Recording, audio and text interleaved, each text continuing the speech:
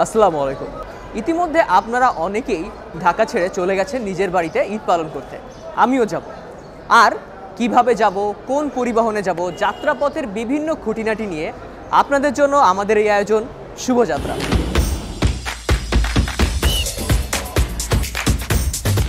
আমরা অনেকেই জানি গাবতলী আন্তজেলা বাস টার্মিনাল থেকে উত্তর ও দক্ষিণবঙ্গের বিভিন্ন দূরপাল্লা রুটের বাস ছেড়ে যায়। তেমনই কিছু যানবাহনের তথ্য আজ আপনাদেরকে জানিয়ে দিব, কিন্তু তার আগে চলুন জেনে আসি এই বাস টার্মিনালের ইতিহাস। রাজধানীর ব্যস্ততম আন্তজেলা বাস টার্মিনালগুলোর একটি হচ্ছে Gabtoli bus terminal. Gabtoli bus terminal প্রতিষ্ঠিত হয় 1945 সালে। এই টার্মিনালের আয়তন প্রায় 800 বর্গমিটার। রাজধানীর বিভিন্ন এলাকা থেকে বিভিন্ন বাসের মাধ্যমে খুব সহজেই গাবতলী বাস টার্মিনালে পৌঁছানো যায়। ঢাকা থেকে খুলনা রুটে পড়বে সাভার, মানিকগঞ্জ, গোয়ালন্দ, ফরিদপুর, মাগুরা, ঝিনাইদহ, যশোর এবং খুলনা।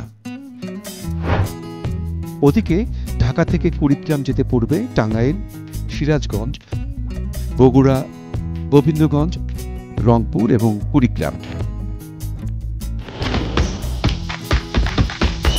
আমাদের গাড়িটা পাটগ্রাম চলে।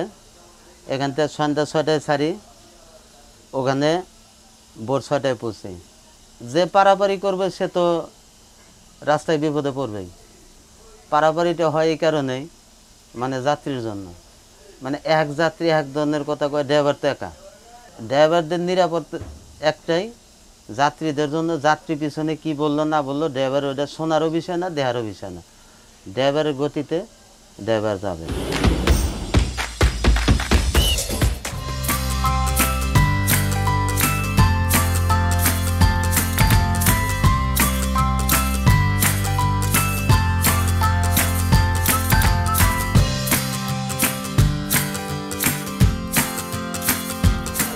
আসসালামু আলাইকুম। ওয়ালাইকুম আসসালাম। ভালো আছেন? জি, আমি ভালো আছি। আপনাদের বাস কোথায় কোথায় যায়? আমার ঢাকা যশোর চৌগাছা যাই, সকাল 10:30টায় যাই।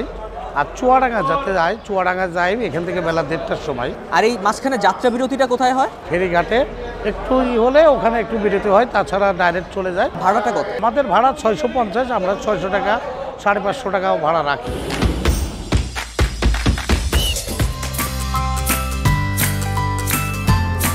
এখানকার নিরাপত্তা ব্যবস্থা দেখে এটা বলাই যায় যে পর্যাপ্ত পরিমাণ পুলিশ এখানে নিয়োজিত আছে, যে স্ট্যান্ডের যাবতীয় নিরাপত্তা এবং যাত্রীদের যেন কোনো রকম কোনো হয়রানির শিকার না হতে হয়।